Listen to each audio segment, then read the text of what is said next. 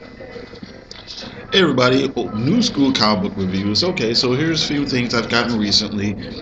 Squadron Supreme number 4 by Mark Guggenheim and pencils by Carlos Pacheco. I thought it was an okay issue. It's pretty much the end of the 4 series mini.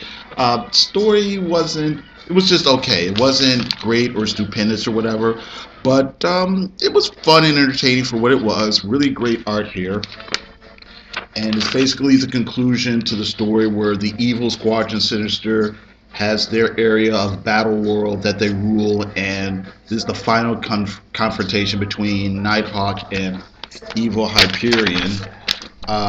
This is a pretty funny scene here. If you know your comics, you can see, you'll probably be able to tell what this panel is homage to. It's basically Pacheco swiping that famous scene in Dark Knight Returns by Frank Miller, where Batman knocks out Superman. Um, I guess this is going to lead into the Squadron Supreme story that's going to come out this winter, written by James Robinson. So, okay. Hangman number 1 by Frank Terry and Felix Ruiz. Kind of interesting. I actually want to reread it again just to make sure I understand everything that's going on here. Basically, we see this one evil guy kill this other evil guy in a pretty gruesome way, and then the Hangman shows up and deals out some bloody, I should say, some grisly, vengeance. Let's see here. I'm not too sure where they're going with this. Like I said, I want to read it again. I kind of get the feeling they're trying for that sort of 70s Spectre feel, where it's kind of morality plays and supernatural vengeance and things like that. Like I said, the story's a pretty good setup story-wise. I kind of wish I liked the art a little bit better. It's just a little bit too sketchy and scratchy for me. But I'll get the next issue. Like I said, it's pretty interesting. I like what Archie Comics with their Dark Circle line has kind of done with as far as reinventing some of their older superhero characters. I really like the Black Hood. I thought Shield was okay. I didn't read the Fox, but I think another thing that's coming up is Web. I'm interested in checking that out as well. So yeah. Twilight Children by Gilbert Hernandez and Darren Cook. We get to see a little bit more of the plot with the orb and the mysterious white-haired woman. We get to see a little bit more of the situation, I guess, love triangle for lack of a better word, with the young couple and the guy that the wife is having an affair with.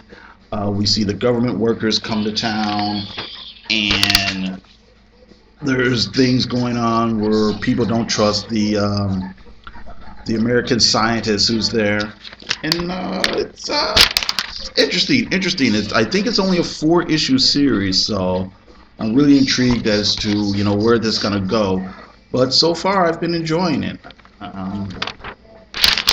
Really have. There's some mysterious things where there's blinding lights that happen, and some people are affected by that, and so on and so forth. So,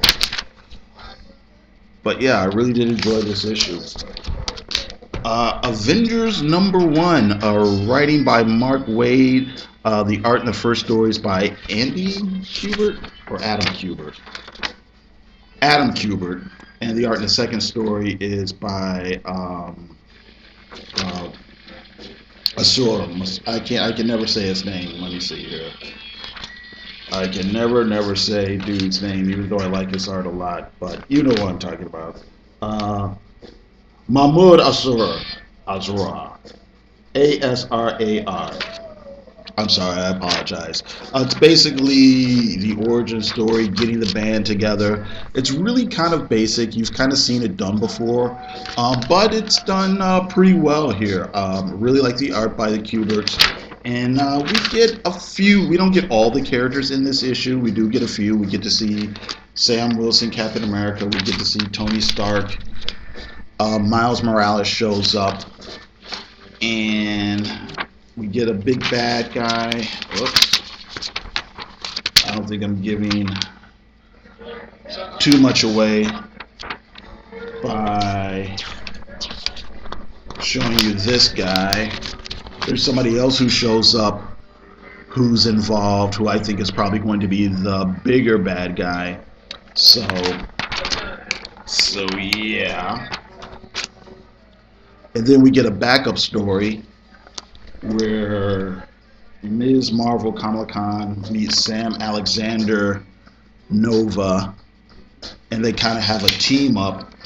It's kind of interesting because there's a scene at the end of the story that, you know, if you've read a lot of comics, especially older comics, you've seen that scene before between two characters, but it doesn't actually end in this story the way it normally does, and it kind of ends on a bittersweet kind of a bittersweet note, for lack of a better word, but I think kind of sets up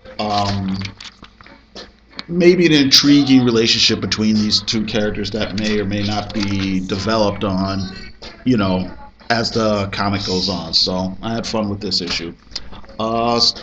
Comic I liked a little bit more, Ultimates #1, Al Ewing and art by Kenneth Rocafort. Don't get much of an origin story. Basically, I think the characters just kind of called each other and came together. I don't know. I didn't read the zero issue or whatever. Doesn't really matter though. Basically, the team is set up to kind of take on big cosmic threats and things like that. And this first issue is basically introducing us to the major characters who are kind of already doing their thing, and just kind of showing us the setup and whatnot, and kind of laying the seeds for what's to come. I'm not giving anything away when I say they basically meet Galactus at the end of this first chapter, and they seem to have kind of a proposition for him. I liked it. Like I said, I kind of like the different characters in here. I think you have a nice balance of powers and personalities, and you got some really interesting art here from Kenneth Rocafort.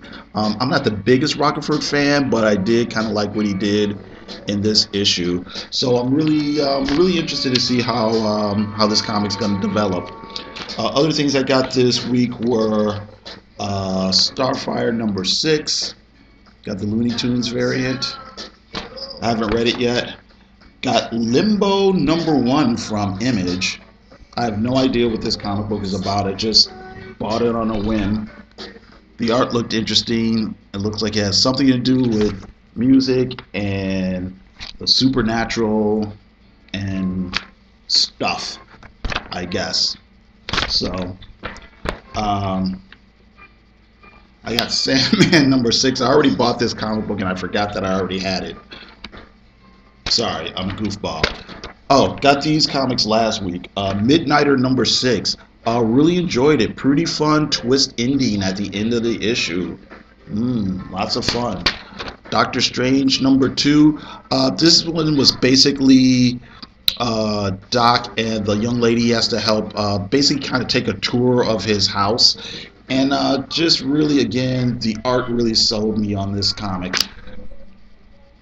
I just think Chris Pacheco is doing a really fabulous job. I think I mentioned it before.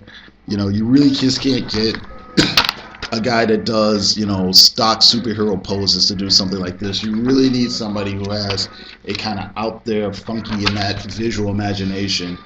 And I think Pacheco's delivers on that front. Stray Bullets #9, David Laffman. And yep, always like this comic. Lots of fun. It's not really a realistic crime drama, but it is pretty gripping and entertaining, and it just really hits you, you know. Paper Girls #2. Again, kind of a weightier issue. We get to see a little bit more about the strange dealings in the neighborhood. And again, another powerful twist ending at the end of this issue. Uh, Lots of really great art by Cliff Chang, and really nice coloring.